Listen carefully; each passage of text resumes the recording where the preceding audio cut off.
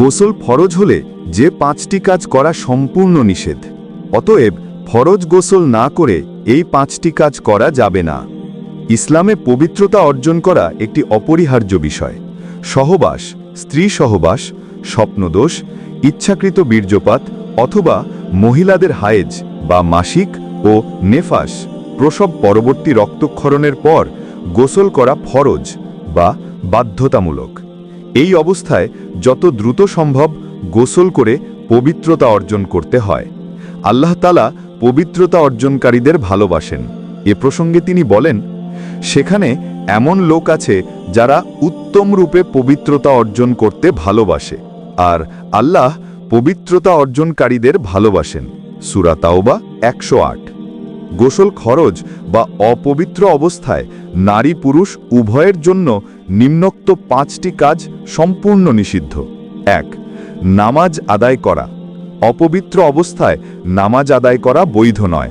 আল্লাহ তাআলা বলেন, হে ঈমানদাররা, নেশাগ্রস্ত অবস্থায় তোমরা সালাত আদায় করো না যতক্ষণ না পর্যন্ত বুঝতে পারো তোমরা কি বলছো।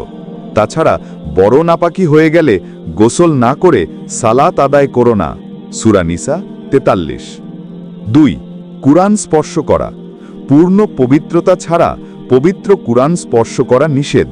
আল্লাহ বলেন, যারা সম্পূর্ণ পবিত্র তারা ছাড়া অন্য কেউ তা স্পর্শ করে না। সূরা ওয়াকিয়া 79। 3. কুরআন তিলাওয়াত করা।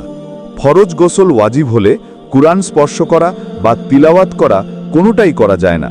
হযরত আলী রাদিয়াল্লাহু তাআলা থেকে বর্ণিত, রাসূলুল্লাহ সাল্লাল্লাহু আলাইহি ওয়াসাল্লাম সবসময় আমাদের কুরআন পড়াতেন, তবে যখন বড় নাপাকি অবস্থায় থাকতেন তখন ছাড়া। তিরমিজি, আবু দাউদ। 4.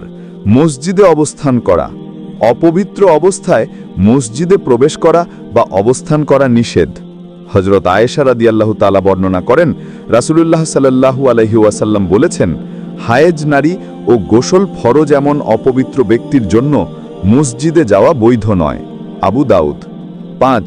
কাবা শরীফ তওয়াফ করা।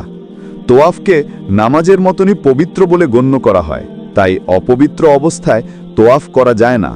রাসূলুল্লাহ সাল্লাল্লাহু আলাইহি ওয়াসাল্লাম বলেছেন, আল্লাহর ঘর কাবা তোয়াফ করা নামাজ আদায়ের সমান। নাসাই। সুতরাং গোসল ফরজ হলে নারী পুরুষ উভয়েরই উচিত দ্রুত এসব কাজ থেকে বিরত থেকে আগে গোসল করে পবিত্র হওয়া, তারপর অন্যান্য ইবাদতে মনোযোগ দেওয়া।